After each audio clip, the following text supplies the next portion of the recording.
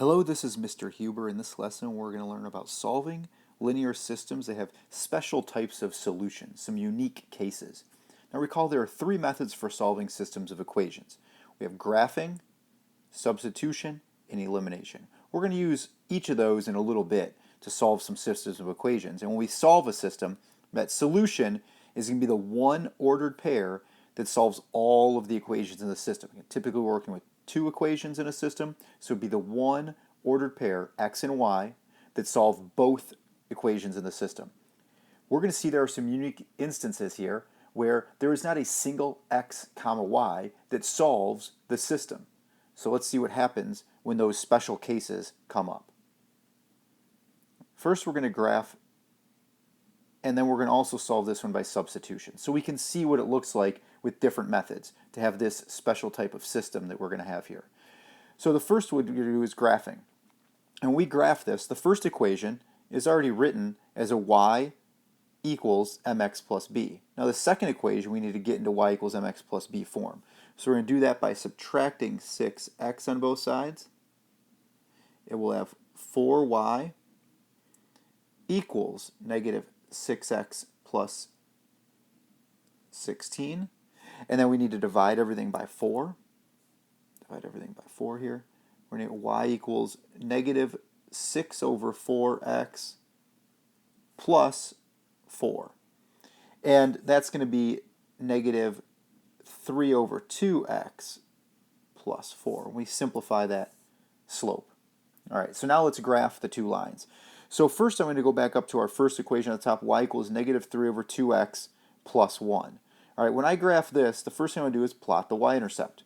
That's at 1 right there.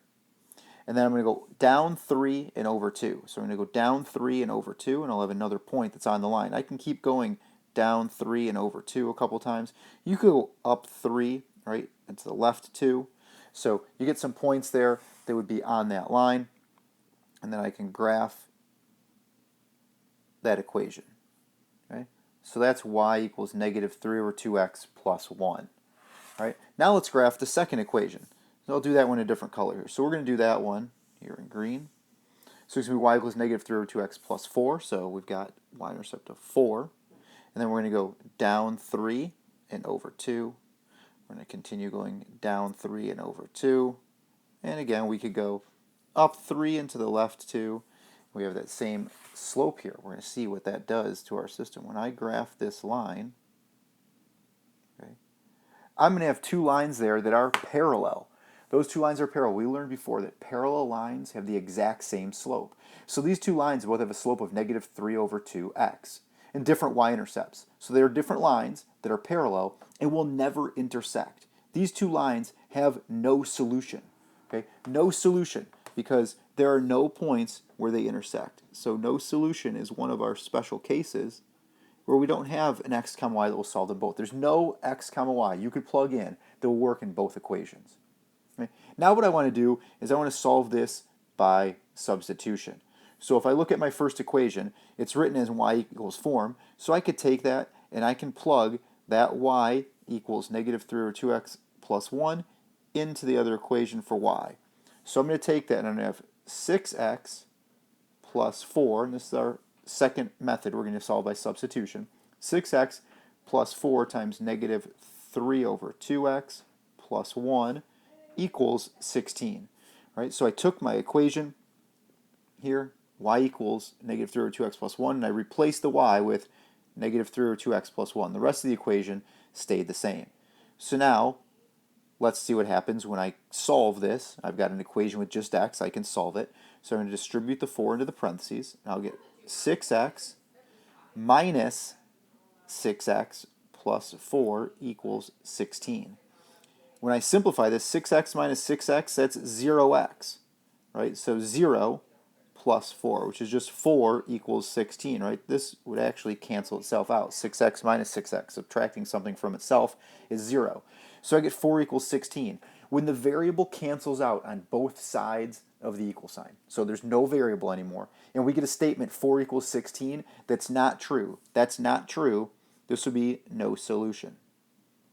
Okay? If it's any statement that's not true, it's no solution. So if we got 4 equals negative 4, no solution. 10 equals 16. Anything that's not true when the variables both cancel out, there's going to be no point, because there's no x value and there's no y value, that will solve both of those equations. So parallel lines with the same slope, never intersect, no solution, and we can see through substitution what happens when the variables are canceled out completely and we're left with a statement that's not true. We'll see what happens when it is true coming up.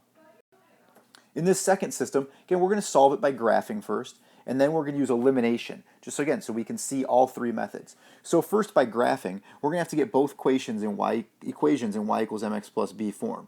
So I'm going to take the second equation here, so I can just write right under it, and I'm going to divide everything by 8, and I'll have y equals 4 over 8 is 1/2 x plus 2, 16 over 8. And I'm going to take this next equation, and I'm going to subtract x on both sides first. So I'm going to have negative 2y equals negative x minus 4.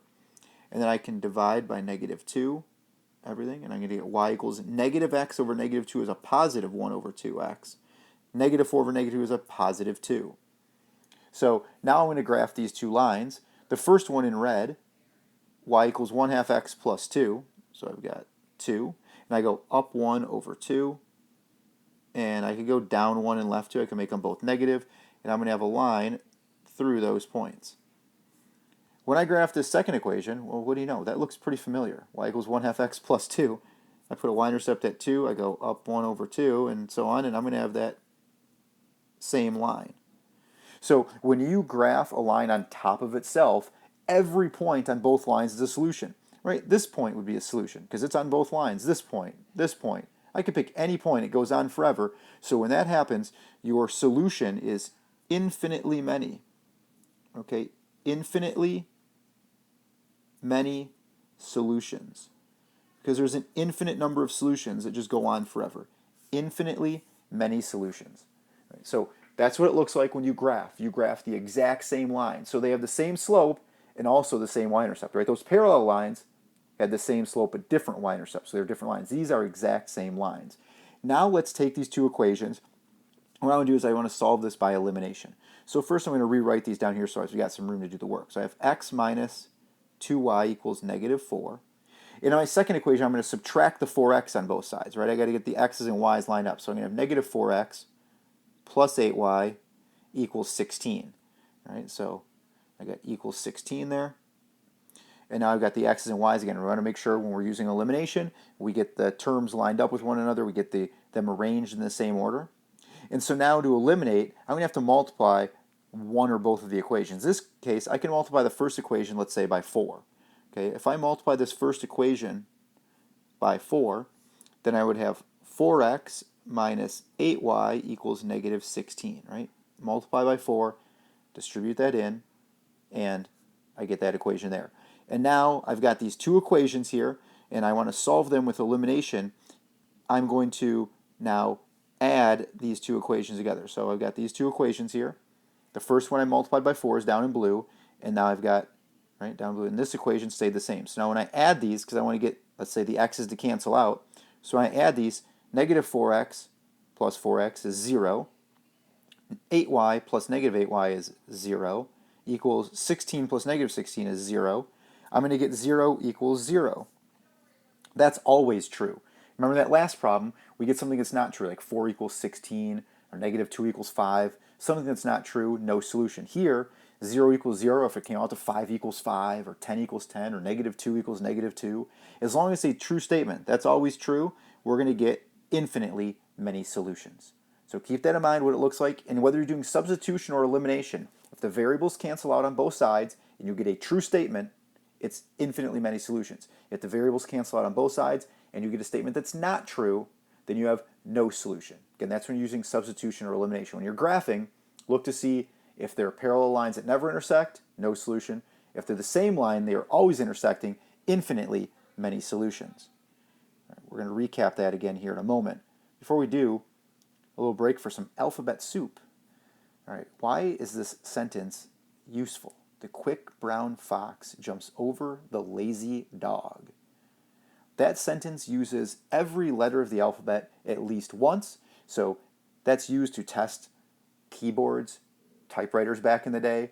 They could tap that out and make sure that every letter worked by typing that sentence in The quick brown fox jumps over the lazy dog. That will use every letter at least once. All right.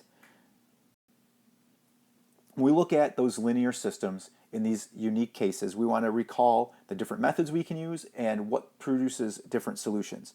So first of all, when we have the equations written in slope-intercept form, so that's y equals mx plus b, right? Without even graphing at that point, we should be able to tell there's going to be one solution if they have different slopes, right? If they have any slopes that are different, they're going to cross somewhere. And there's going to be a point where they cross, and that's going to be the one solution, right? We'd have some x comma y, because we'd have a graph with some slope, and then we have some other slope, and there's going to be a point where they cross. Okay, so their different slopes are always going to have some point where they cross. If they have the same slope but different y-intercepts, it's the same slope but different y-intercepts, they're parallel lines, there's going to be no solution. Okay, so that would look something like this. We have two parallel lines, they never intersect, that's no solution. And if they're the same slope with the same y-intercept, then they're the exact same line. We'd be graphing the line on top of itself, and the lines would intersect everywhere along the lines. We get infinitely many solutions. And we can just see that by having the equations written in slope-intercept form. If I get y equals 3x minus 2 and y equals negative 1/5 x minus 2, they're going to intersect somewhere, okay, because they have different slopes. Right? They're going to intersect somewhere. I know there would be a solution somewhere. Right? That would be one solution. Right? If I have y equals 2x minus 5 and y equals 2x plus 3, then I have the same slopes, right? Same slopes, different y-intercepts. I'm going to have no solution. It'd be like here with the parallel lines. And if they have the same slope and same y-intercept, they're the same y equals mx plus b, then they're going to be the exact same line. Graphically, right, here we get some image of what that looks like, right? One solution, as we just talked about. Two lines that intersect, okay? Two lines that never intersect, that are parallel. Same slope and different y-intercepts, okay? No solution. And infinitely many solutions. There would be a line here, and we'd have another line graphed right on top of it, right? So we could say there's that line we just graphed, and then we graph some other line, and it's right on top of it, and they're the exact same line. We have infinitely many solutions. So know what those look like in different situations, what it looks like in a graph, what it looks like if you use substitution or elimination, because you're going to use different methods, and you want to know what happens. Graphically, you can see there's a solution or not, or they're the exact same line. You can even tell before you draw the graph by what the y equals mx plus b form looks like for each equation. And then when you're solving by substitution or elimination, when the variable cancels on both sides of the equal sign, you want to see if you get a true statement. That means there's infinitely many solutions, or a statement that's never going to be true. And that means there's no solution. So we're going to see what those special cases look like when we use those three methods for solving these systems of equations.